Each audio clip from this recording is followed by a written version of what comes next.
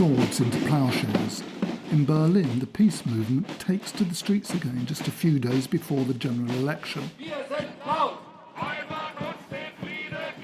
For 3 years, they have been denouncing Germany's arms supplies and support for Ukraine.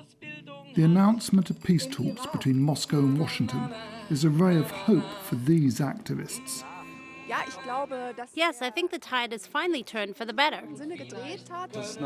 It seems obvious to me that the first thing to do is to stop arms deliveries in order to facilitate talks. Over the past 3 years, Germany has provided aid worth 44 billion euros to Ukraine. It has also taken in over 1 million refugees.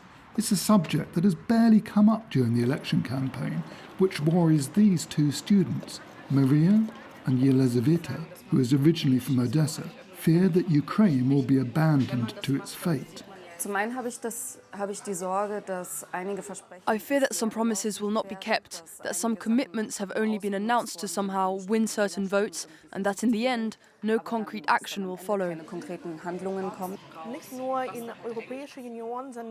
Not only in the European Union, but also in the world, Germany is a major economy and one of the main political players.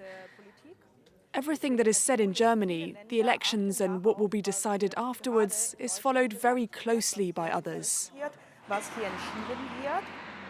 Both the far right and the far left are campaigning against arms supplies, and almost half of Germans are now opposed to them.